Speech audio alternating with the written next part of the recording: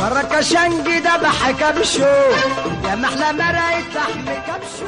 السلام عليكم، اهلا بيكم النهارده حلقه جديده من لقمه هنيه.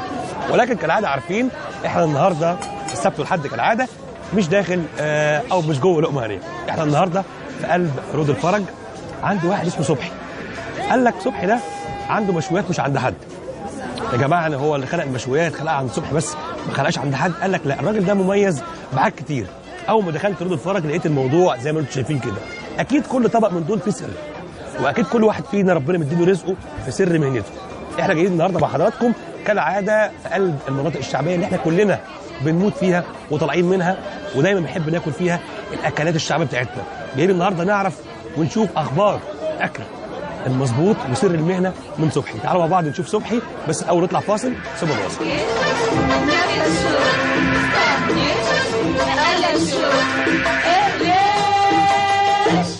وسبع دبابيس استدبسناهم من عند المست دبسين. تقدر يا مدبس يا مست دبس.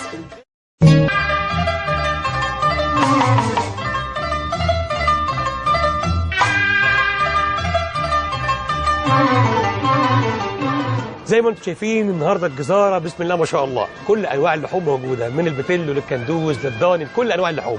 اكيد بيطلع حاجات كتير جدا من اللحمه. عايزين نعرف ونشوف الكباب والكفته والطرب والسجق بيطلعوا ازاي. تعالوا مع بعض نشوف الاخبار ايه.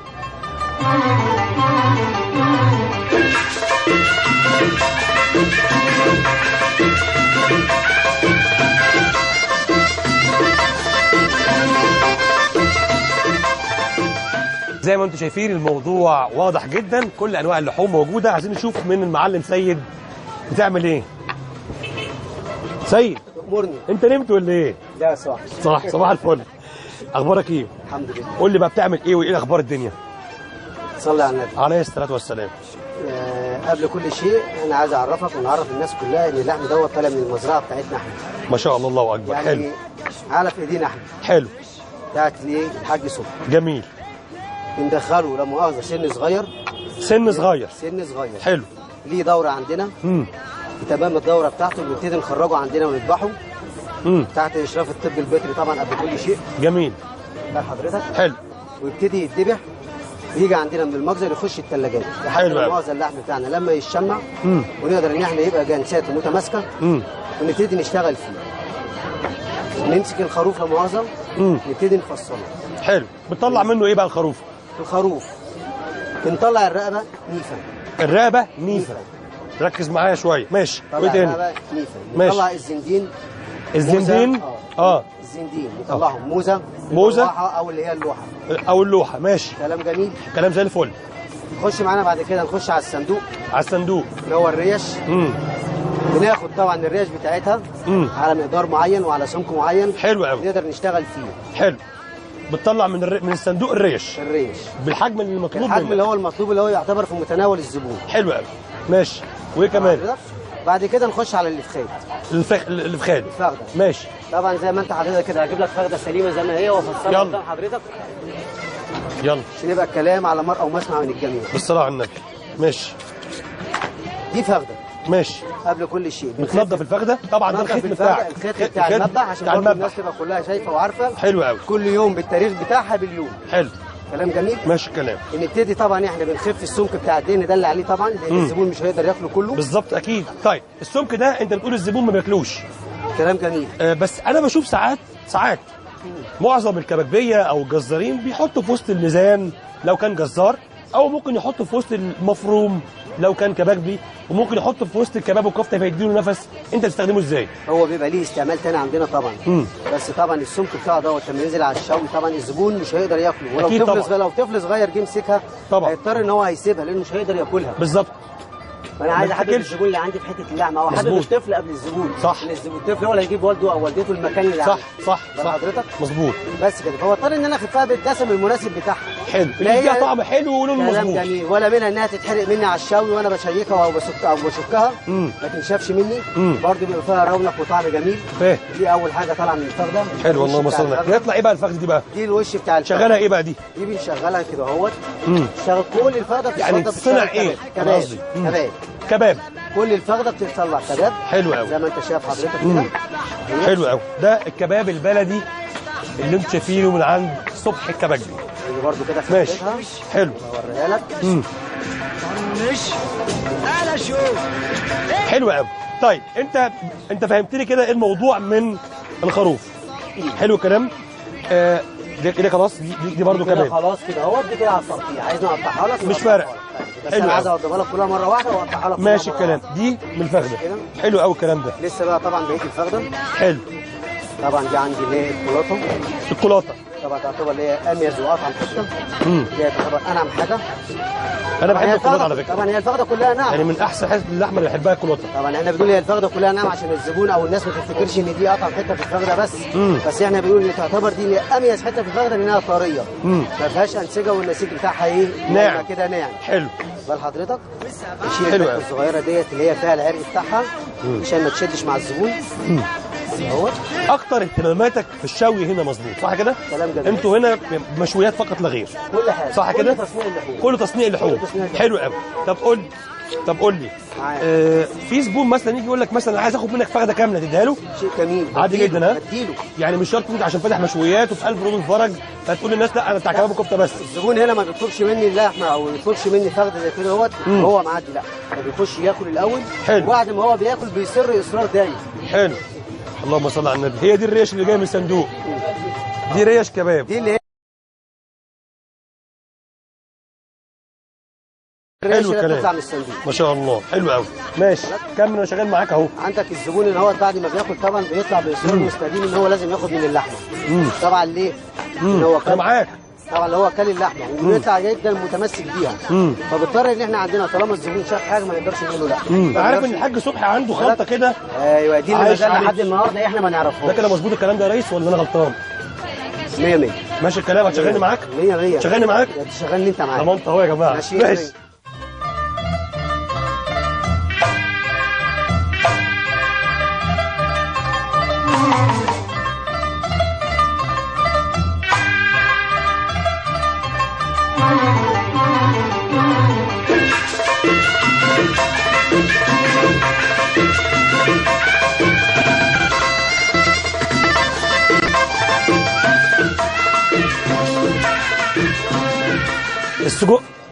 السجق اي حد فينا بيشتريه من سوبر ماركت، بيشتريه من عند جزار، بيشتريه من عند اي حته في الدنيا. انا شخصيا بخاف من السجق، بقلق منه. لو انا عارف محل موثوق فيه بشتري منه وانا مستريح. كلام عايز اعرف المشاهدين اللي بيتفرجوا علينا دلوقتي، انت كجزار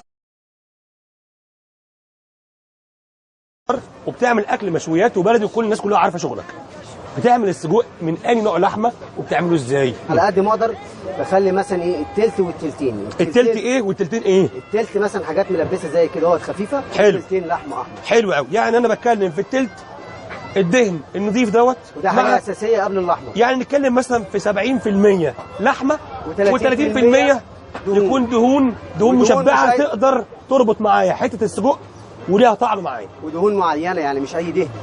يعني ما مش احطش أي ليا؟ دهن. ما نحطش ليا. حلو ولا قوي. احط ولا ايه؟ حاجات من دي بحط حاجات اللي هي ما بتبقاش تقيله على الزبون وهو بياكلها. وليها طعم على الشوايه، ليها طعم في بالك، الطاسه. وان هي ما تخليش صباع السجق ينشف مني وهو بيستوي. أيوة، هي دي بقى انا عايز اكلمك هي دي فيها. الميزه الوحيده اللي انا لازم ادخل ده فيها. ما ينفعش ان انا اعمل سجق لحمه حمراء خالص ولا دهن حاجه. مهما كان درجه غلاوته او نقاته، ولا اقدرش اعمل ديت لانه يعتبر هيسيح بياكل دي. فبضطر ان انا اعمل 70% من دول و30% من دول. نفس لما خلطة. بيدخلوا مع بعضيهم. بعد قطع الكلام حط عليهم الكرفس والبقدونس. كرفس، بقدونس، كرفس، توم. بقدونس. ما تحطش توم. حطش توم. بصل. ما تحطش توم. بصل يعني حاجات خفيفه جدا. فلفل حار، فلفل حار ومكسبات الطعم دي طبعا خلي منها الالوان والحاجات دي كلها حاجات طبيعيه كلها من عند العطار البلدي. الحاجات دي كلها ما بنستعملهاش. حلو ده لحضرتك. حلو. وبنحط عليها طبعا بناخد الخلطه من الحاج صبحي، هو طبعا بيكون مجهزها لنا وبيديها لنا. حاططها في جيبه صبحي دي ما حدش يعلم بقى لحد النهارده. انا عارف. بناخدها منه كده وقت العمايل، يوم هو ينوب واحد عنه يخش يحطها ما شاء الله، يا ما يخش هو بنفسه ايه يشتغل بيها. حلو قوي، دي حاجه اساسيه. حلو. وبعد كده يتعمل، وبعد كده بياخد الفرمه بتاعته وبتتبل، ولو مؤاخذه بتتحط زي ما انت شايفها كده في فتفيس نضيف. هات هنك والنبي يا حاج. طبعا الهنك دوت بتاعنا اساسينا بتاعنا احنا. هنك هنك حلو. طبعا الهنك دوت اساسا. انا بقى عايز اعرفه. هات هات هات هات. انا بقى عايز افهم، انا كمشاهد مش كعلاء، طبعا ايه هو ده بقى؟ ده اللي بتحشي جوه بتحشي جوه السجق ده برضه هات. تسلم ايدك. هو ده الممبار. ده بنزينه، ما بنشتريش حاجه من بره. حلو. كل حاجتنا تصنيع ايدينا. طبعا انت بتغسله زي ما انت قلت، عندك الخل وعندك الليمون والملح. كل درجات النظافه والنقاء بتاعتنا بنعمله لحد ما يوصل للمستوى بتاع الدواء. حاجه نظيفه وتتحشي صح. ويتخزن عندنا وبنحط عليه الملح بتاعه وكل حاجه، ونحط كل 5 في كيس وبيخش الفريزر وبيتكتب عليه تاريخ صلاحيه وانتاج وكل شيء عشان تبقى في امان. انت شايف احنا عندنا الذبح مستمر كل يوم يوميا. بسم الله ما شاء الله. فلازم يبقى عندي ايه حاجه اساسيه. حلو قوي الكلام ده. بناخده ونعمله كده اهوت وبنشتغل فيه زي ما انت شايف حضرتك. عايز اجيب لك واحد سليم تشوف؟ لا ما انا شايفه مش شايف الحته ما شاء الله زي الفل. هو دوت بتاعنا احنا برضه بتاع اللحم. طيب خلينا نتكلم قدام. حلو قوي. خلينا نتكلم. هو ده يا جماعه الكفر او الغطا اللي بتحشي جواه اللحمه المفرومه اللي اتكلم عليها واتبلت مظبوطه. 70% لحمه حمراء، 30% لحمه دهن من دهن معين كويس قوي اللي هو الدهن دوت. هي دي اللي بتعمل السجق مع البهارات المطلوبه للسجق. يعني تعتبر بتعمل عمليه ليونه في السوى. حلو قوي. دوت اللي هو الهنك السليم بقى طبعا، او ده مصران خروف كامل. بس دوت بعد ما اتغسل واتروق واتنضف ويتعمل كل حاجه منه واتخلى من الدهون والكلام اللي فيه دي كلها. حلو قوي. فاهم قصدك ايه؟ فاهم قصدك ايه؟ زي ما هو ده طبعا عشان ده كده مبلول. حلو قوي. بالك ده كده على الاستعمال العادي. غير كده بقى الاستعمال العادي بتاعه احنا بننضفه وبيتحط في ملح مخصوص ليه عشان يفضل بدرجه النقاء بتاعته ويحفظه. يفضل بقى قاعد. بس انا الحمد لله مش تمام ما شاء الله. انت بتخلص حاجتك بدري بدري. ما بحاولش ان انا ابيت عندي اي حاجه. حلو قوي. دي الموزه دي الموزه دي بقى بتمشي ايه بقى عندك؟ دي احنا هنا بنمشيها موزه طبعا، بس بنطير العكش بتاعها. ماشي. العكش ده بتشال حته العظمه دي اسمها العكش. بتطير بالساطور وتاخد الموزه دي. بناخد الموزه دي ايه بقى؟ ايه الشغل اللي فيها؟ يعني بتعملها مشويه، مخليه، الكلام ده ما فيش موزه مخليه يعني. لا انا بقول اي حاجه عشان احنا بننزلها هنا اهوت. بننزلها هنا اهوت مع المجوه بتاعتها. بينزل معاها طبق رز، بينزل معاها شويه بطاطس فارم فريتس، بينزل معاها الكاتشب بتاعها، بينزل معاها شوربه. شوربه كابر. طبعا دي حاجه جديده لسه ما حدش يعرفها. شوربه كابر. شوربه كابر. شوربه كابر. ايه شوربه كابر يعني؟ هتدوقها وتعرفها. ماشي. شوربه كابر ديت عباره عن بعض الصوابع اللي عندي هنا بتطلع بتبقى سمينه. زي كده. باخدها بتتبل زي تتبيله الريش بالظبط وبتشوي. وبعد ما بتشوي بتخش تتسلق. تاخد سلق وهي بتتسلق برمي عليها شويه فريك. شويه شويه جزر مبشور، فلفل الوان بجميع انواعه. حط عليها طبعا الخلطه السحريه بتاعت الحاج صبحي. تنزل شرب وشكرا. بس فلفل الوان مش في الاخر. فلفل الالوان بتحطه في الاخر. بتحطه في الاخر طبعا. لو خدت سوى الحاجه هيتهري. حلو قوي. لا مؤاخذه وهي بتغلي كده احنا بنرميه في قلبها زي الفل. حلو قوي. على اساس انها بتدي لون وشكل كده. حلو قوي. طب قول لي عندك ايه تاني اعرفه؟ احنا كده اتكلمنا على الموز، على السمانه، على الكرات، على كل حاجه. في عندك حاجه ثانيه؟ في عندي طبعا بس طبعا اللحمه اللي مطلعه من الثلاجه. طيب مش عايز اطلعه. خلاص كده اعتبر انت كده فاهم. في برضه عندي بيجي لي الامريات الكندوز بتتعمل استيك. بيجي عندي وش الفخده، بيجي عندي السمانه بنعمل منها اللحم المحمر كده. طيب انت جوعتني وانا هسيبك بقى بلحمتك وحاجاتك الحلوه دي واروح اشوف لي اي لقمه كده كلها عشان كده نكون احنا حضرنا لك الاكل هنا تيجي تاكل معانا. لا ناكل هناك جنب الناس. ده الناس هناك ايه مولعاها ما شاء الله.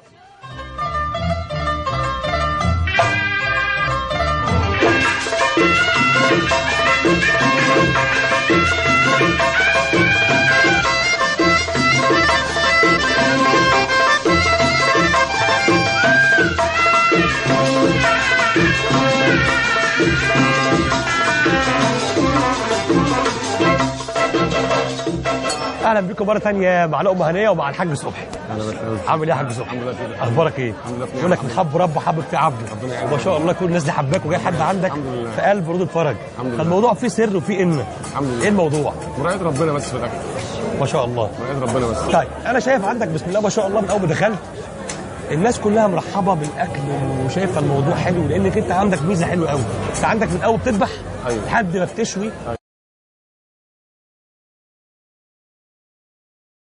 وبتطلع على الجريل وعلى القلايه وعلى الشوايه وجوه في الفرن، كل حاجه ليها حاجه. ايه موضوع الاكل اللي عندك؟ انت بتعمل ايه غريب؟ اكيد عندك حاجه مش عند حد. نرد الله والله، حاجه بس نرد الله بس. ربنا فيها بس. قول لي بقى ايه انواع الاكل اللي عندك؟ عندنا ستيك وعندنا نيفه. ستيك ونيفه وكباب وريش وموز. حلو. حمام ما شاء الله. ولحم محمر بالليه. حلو. مخاصي. حلو. وسجق على الجريل وسجق شوي. كل حاجه الحمد لله عندنا. ما شاء الله. الله اكبر. في عندك طيور؟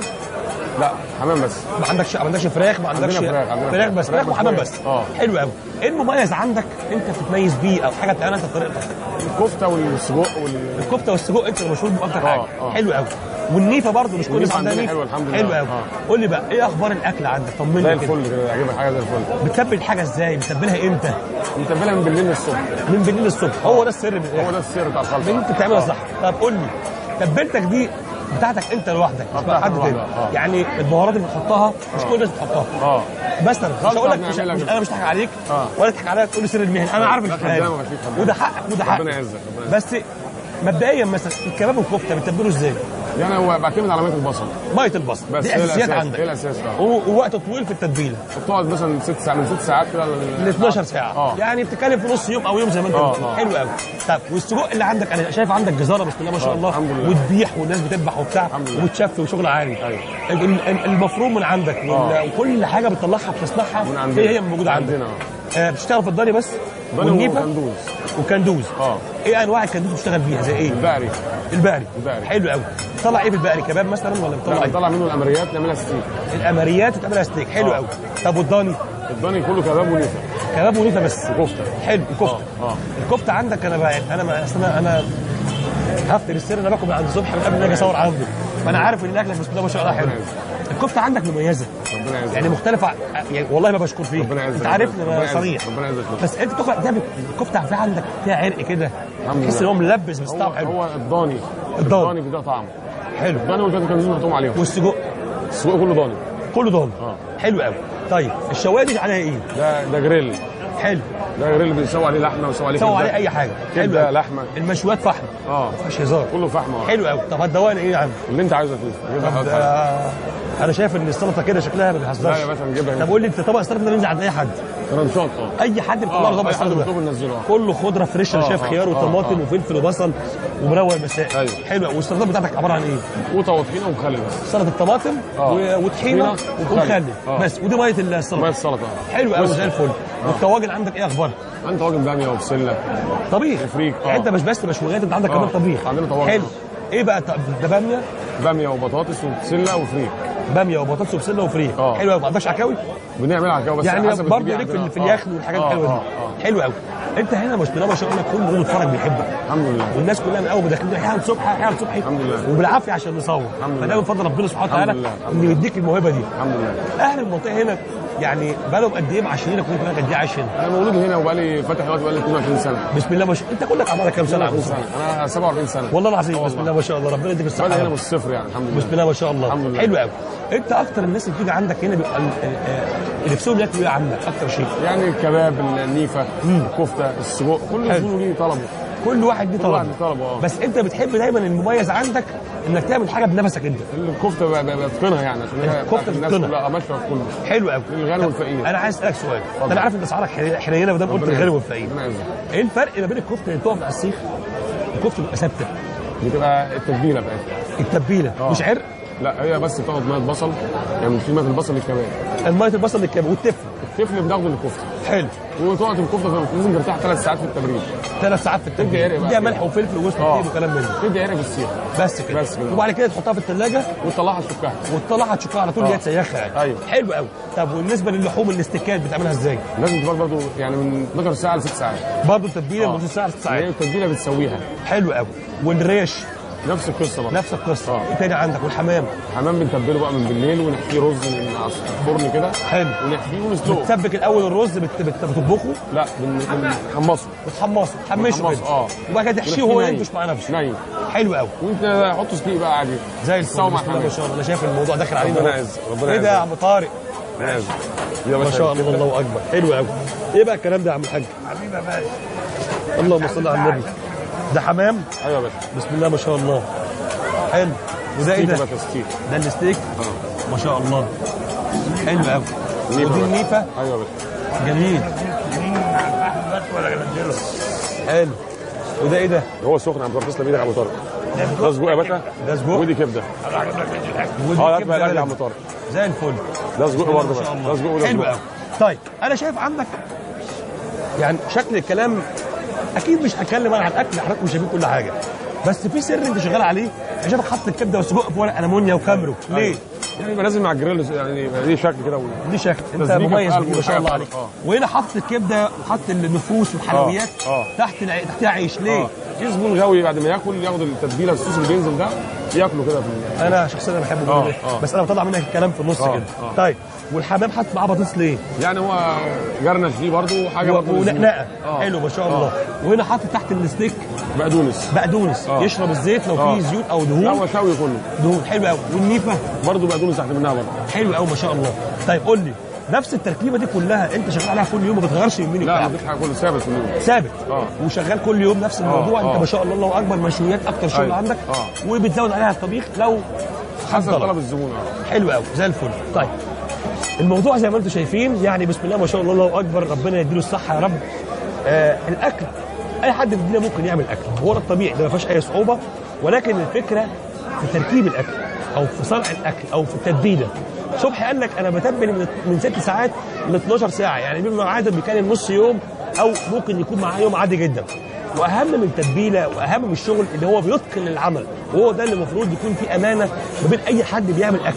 احنا عارفين في كبابيه كتير وفي مشويات اكتر، ولكن كل واحد ربنا مديله زي ما انتم عارفين، كالعاده بقول الكلمه دي، كل واحد مديله رزقه في حته او نفس الاكل في حته. هو ده اللي بتكلم عليه. بص هيعمل ايه؟ الله الله، دي الملوخيه دي. ايوه الله الله عليك. ده انت بتنزلها على طول كده على اي طبق وعلى الترابيزه على طول. ما شاء الله الله اكبر. حلو. وفي الطاجن ما شاء الله الله اكبر. طيب قول لي بقى، الملوخيه دي ايه المميز عندك انت بقى فيها؟ ان احنا نعملها فريش. ملوخيه خضراء خضراء مش ناشفه. لا خضراء. يعني تجيبوا ملوخيه فريش الصبح وبتاع وتعملها كل تعملها حاجه ويظبطوها والرجاله يسووها بس على التسويه هنا. على التسويه والطش طبعا. الزبون. وانت واقف بتاخد الطش على طول. حلو الهوا كده. دي من ضمن المميزات برضو، ان انت بتروح مكان وتجيب من اخر الدنيا. يعني انا شخصيا انا بتكلم بكل امانه، انا بجيبه من بعيد وانا ما بروحش لحد غير ما اكون عارف عنده حاجه مش عند حد. هو ده المطلوب، ان الواحد ياكل حاجه بنفسه. يعني لما تاكل ملوخيه بتاعت بيت وفي محل شعبي وشرقي زي كده ومنطقه شرقيه زي دي، الواحد بيفتخر ان لسه في حد محافظ على الاكل الحلو ده. فكره الملوخيه الفريش، يعني بيجيبوا ملوخيه ويقطفوها ويخرطوها زي البيت بالظبط، غير ما يجيبوا اكياس ويفرزوها ويطلعوها وبتاع. دي بتفرق. الطعم دايما بيبقى مميز من ايد لايد، بس لما يتعمل صح.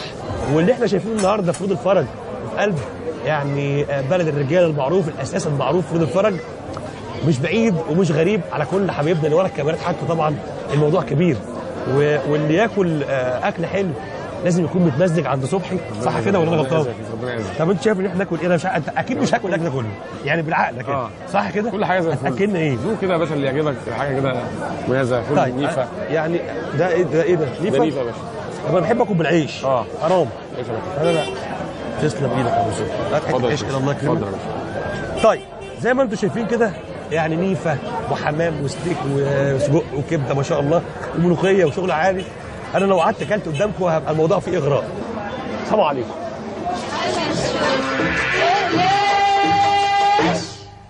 ترك شنقي ذبح كبشو يا محلى مرقة لحم كبشو. ترك شنقي ذبح كبشو يا محلى مرقة لحم كبشو. ترك شنقي ذبح كبشو محلى مرقة لحم كبشو. عاكشو فركش ناكشو طنش قلشو ما تقلش.